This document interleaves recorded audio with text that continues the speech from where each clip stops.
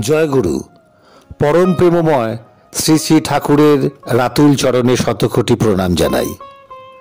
আজকের আলোচনার বিষয়বস্তু দেওঘর সৎসঙ্গ আশ্রম। প্রথমেই বলতে হয়, সৎসঙ্গ হচ্ছে শ্রী শ্রী ঠাকুর কর্তৃক প্রবর্তিত একটি সনাতন ধর্মীয় আন্দোলন।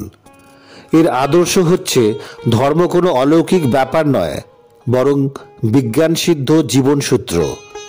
ভালোবাসাই মহামূল্য, যা দিয়ে শান্তি কেনা যায়। সৎসঙ্গের নীতি বাক্যটি হল, দদাতু জীবন বৃদ্ধি নিরন্তরং স্মৃতি চিরজুতে, অর্থাৎ আমাকে প্রতিনিয়ত চেতনাবাহী স্মৃতিযুক্ত জীবন দান করো। শ্রী শ্রী ঠাকুর তাঁর জীবদ্দশার 59 বছর বয়সে এখানে এসেছিলেন এবং 23 বছর এই আশ্রমেই কাটিয়েছিলেন। এই আশ্রমের এলাকার পরিবেশ প্রাকৃতিক সৌন্দর্যে ভরপুর। শাল, তাল, আম, জাম, হরিতকি প্রভৃতি শ্যামলিমা, অদূরে পাহাড়, অল্প দূরেই কর্মনাশা নদী। গঙ্গা চলে গেছে প্রায় 20 ক্রোশ উত্তর দিয়ে পূর্বে। বৈদ্যনাথ ও পার্বতী মন্দির ছাড়াও বহু দেবদেবীর মন্দির রয়েছে বিভিন্ন স্থানে। তাছাড়া রয়েছে রামকৃষ্ণ বিদ্যাপীঠ, আর অল্প দূরেই শ্রী শ্রী বালানন্দ স্বামীর আশ্রম। 1946 সালে শ্রী শ্রী ঠাকুরের 67তম জন্মজয়ন্তী উৎসব হওয়ার পরে শ্রী শ্রী ঠাকুর হঠাৎ ঘোষণা করলেন তিনি পশ্চিমে যাবেন। বিহারের ভূমিতেই প্রতিষ্ঠিত শ্রী শ্রী ঠাকুরের গুরু সরকার সাহেবের গাজীপুর সৎসঙ্গ আশ্রম। সরকার সাহেবের পর সন্তমত প্রচারের শক্তিমান সন্ত আর কেউ ছিলেন না বিহার বা যুক্তপ্রদেশে। কোটি কোটি টাকা খরচ করে বানানো হিমায়তপুর সৎসঙ্গ আশ্রম ছেড়ে শ্রী শ্রী ঠাকুর যাত্রা করলেন দেওঘরের উদ্দেশ্যে। 30 আগস্ট 1946 সালে শ্রী শ্রী ঠাকুর বৈদ্যনাথ ধাম পর্যন্ত রেলগাড়ির বগি রিজার্ভ করার জন্য মার্কিন ভক্ত নরম্যান ডিফেন, ভোলানাথ সরকার ও রাজেন্দ্রনাথ মজুমদারকে বলেন। সেই সঙ্গে শ্রী শ্রী ঠাকুর সুশীলচন্দ্র বসু ও বীরেন্দ্রলাল মিত্রকে দেওঘরে একটি খুব বড় বাড়ি ভাড়া করতে বললেন। রোহিণী রোড স্থিত বড়াল বাংলো নামে সুবৃহৎ বাড়িটি ঠিক করা হয়েছিল। 1946-এর 1 সেপ্টেম্বর শ্রী শ্রী ঠাকুর পরিবার ও কতিপয় ভক্তসহ রওনা হন দেওঘর অভিমুখে। দ্বিতীয় দিন অর্থাৎ 2 সেপ্টেম্বর সকাল 9টায় মায়াতীতের মতো নিজ জন্মভূমি ও দীর্ঘ 58 বছরের লীলাভূমি পেছনে ফেলে শ্রী শ্রী ঠাকুর উপনীত হলেন দেওঘরের বড়াল বাংলোতে। পরম প্রেমময় শ্রী শ্রী ঠাকুর দেওঘরে আসার পর এখানেও তাকে ঘিরে রচিত হয় অমৃতলোভা মধুচক্র।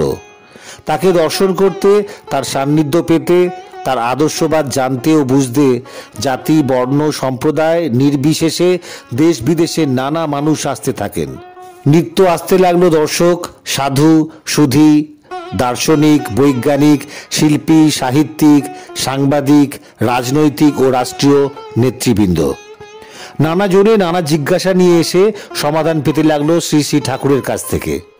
দেওঘরে শ্রী শ্রী ঠাকুরের উত্তরলীলার 23 বছরে বিভিন্ন সময়ে দেশের নেতৃস্থানীয়দের মধ্যে যারা আসেন তাদের মধ্যে উল্লেখযোগ্য লাল বাহাদুর শাস্ত্রী, অনন্ত সায়ানম আয়েঙ্গার, গুলজারিলাল নন্দ, ডি আলগেসান, পণ্ডিত বিনোদানন্দ ঝা প্রমুখ।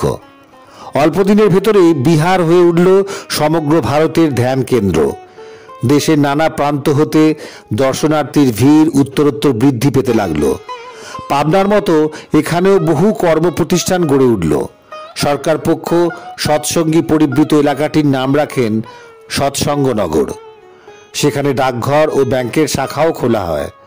অচিরেই দেওঘরের সৎসঙ্গনগর ভক্ত ও ভগবানের মিলন তীর্থে পরিণত হল। শত শত হিন্দু, মুসলমান, বৌদ্ধ, খ্রিস্টান, জৈন আর শত শত আদিবাসী সাঁওতাল এসে যোগ দিল সৎসঙ্গে।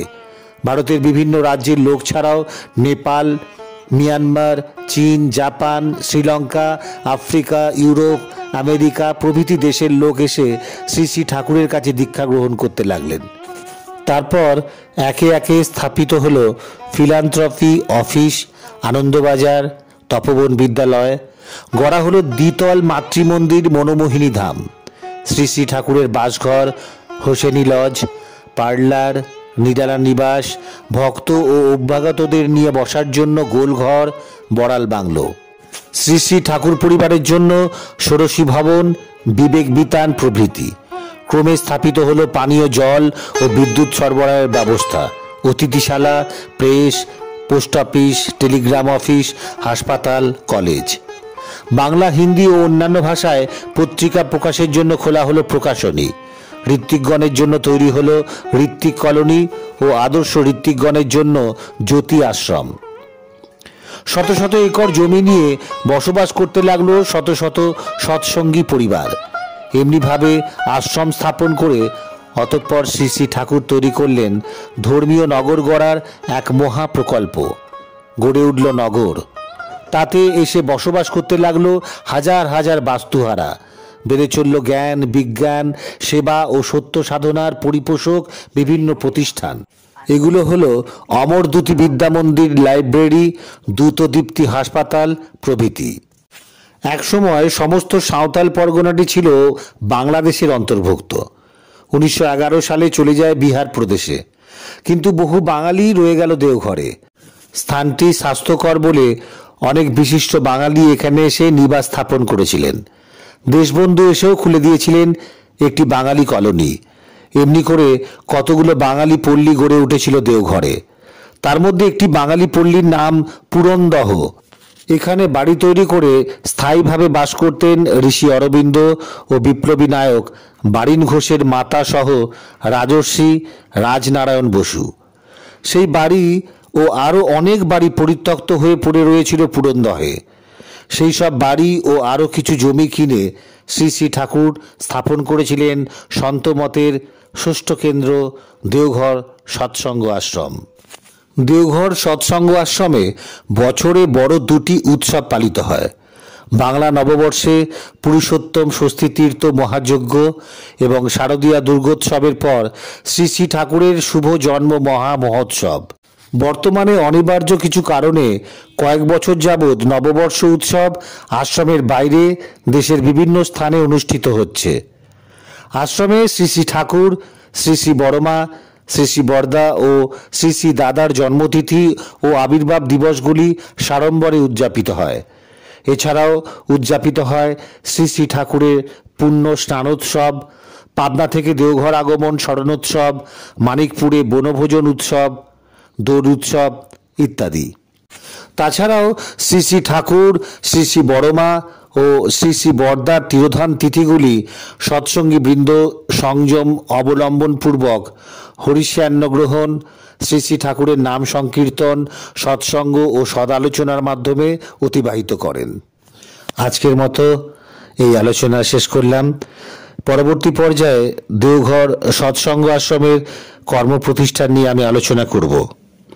আজকের অনুষ্ঠানটি যদি আপনাদের ভালো লেগে থাকে তাহলে লাইক, শেয়ার এবং কমেন্ট করতে ভুলবেন না। এবং যারা চ্যানেলটিকে সাবস্ক্রাইব করেননি তাদের কাছে আমার রিকোয়েস্ট, আপনারা চ্যানেলটি সাবস্ক্রাইব করবেন, তাহলে আমার চ্যানেলের সমস্ত নতুন নতুন ভিডিওগুলির নোটিফিকেশন আপনারা পেয়ে যাবেন। ভালো থাকবেন, পাশে থাকবেন। জয় গুরু।